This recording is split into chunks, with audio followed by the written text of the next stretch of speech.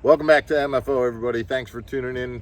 We have a very special guest, our Wenzel Pro, Wenzel Farms Pro, Steve Lopez is joining me today. We're going to talk about smallies because we were in the house a couple of days ago talking about losing smallmouth. Yeah. And you got a theory about it.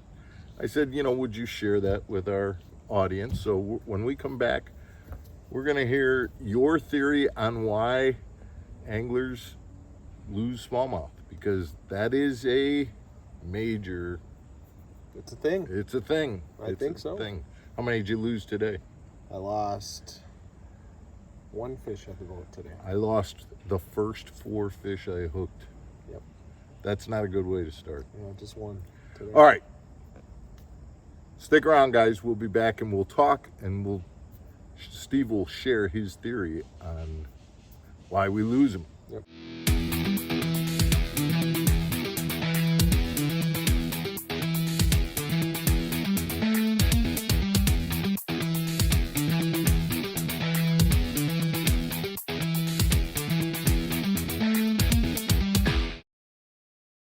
Welcome back to the channel, everybody. Thanks for tuning in. Like I said, Steve Lopez is here. So we were talking the other day. And why don't you share your theory about why we lose these smallmouth?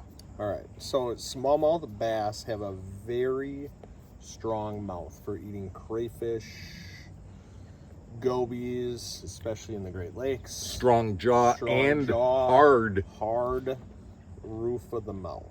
Right. So my theory, I was losing some fish in practice on a drop shot. Yeah.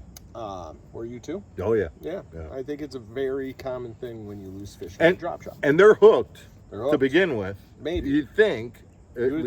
Or at least you're bringing them in. Yes. Let's put it. So go They ahead. feel the hook. Yeah. For sure. Right. I don't know if it's penetrating or what the case may be. Right. The hooks nowadays are incredible. We got slick coatings. We have, very sharp points. We got braid.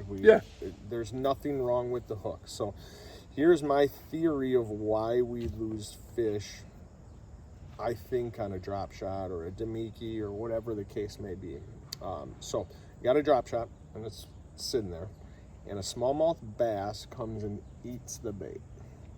And when they eat that bait, they clamp down on that line so hard. And if you notice this week, we broke off a little bit as well. Mm-hmm. Your line would be frayed above the hook quite a bit because they're actually getting the line. They're getting the bait, they're getting everything, okay? So when they clamp down, this is the line, bait's in there. That's what I picture. This is just my theory. I don't know if it makes sense, but this is my theory.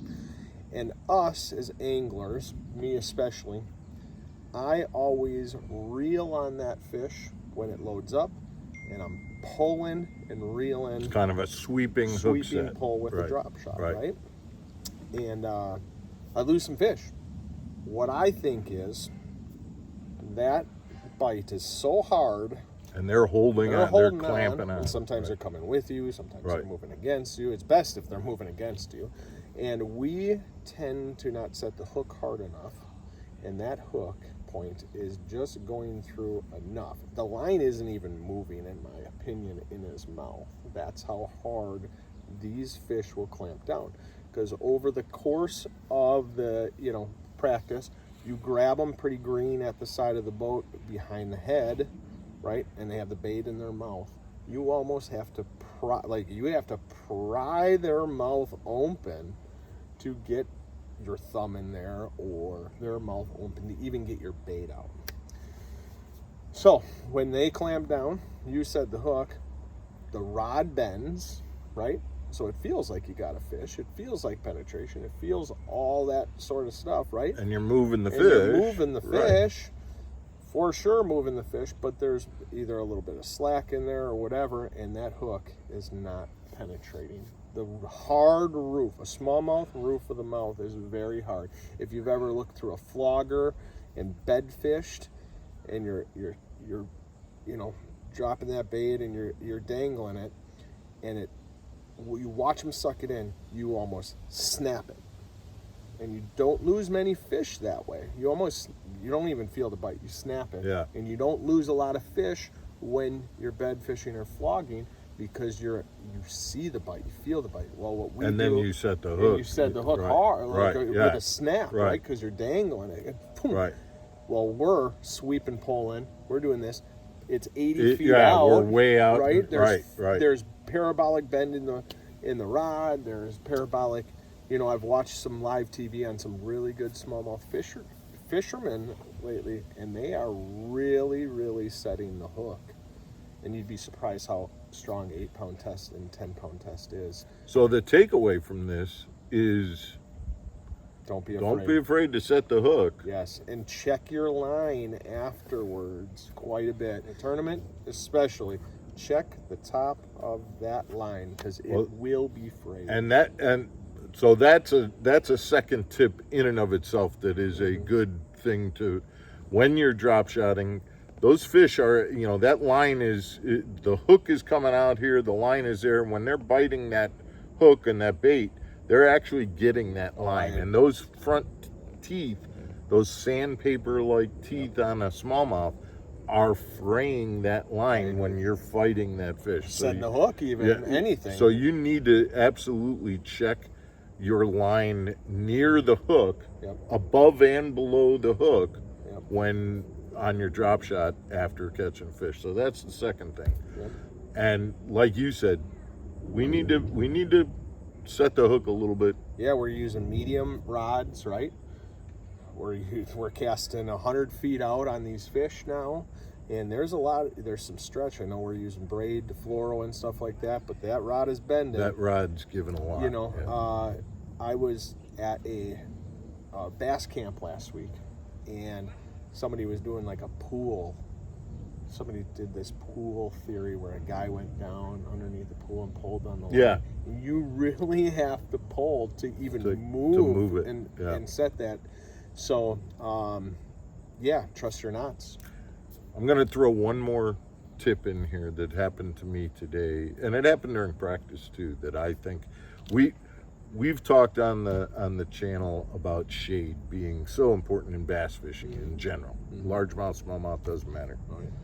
But, we're out here on St. Clair, and there's not a lot of shade, except there is shade in one particular place, and that's this boat. And it has happened every day I've been fishing out here, where I have, I'm scoping and moving that, and either you'll see it behind the scope, or if you flip the scope around and actually shoot under the boat, there are times if you're a scoper, if you're doing that, don't be afraid to spin it around and look under the boat every once in a while. Especially fish behind the motor. Especially if you're not moving very much and your boat has, kind of just been drifting along, because that shade from your boat, they will just end up hanging out underneath.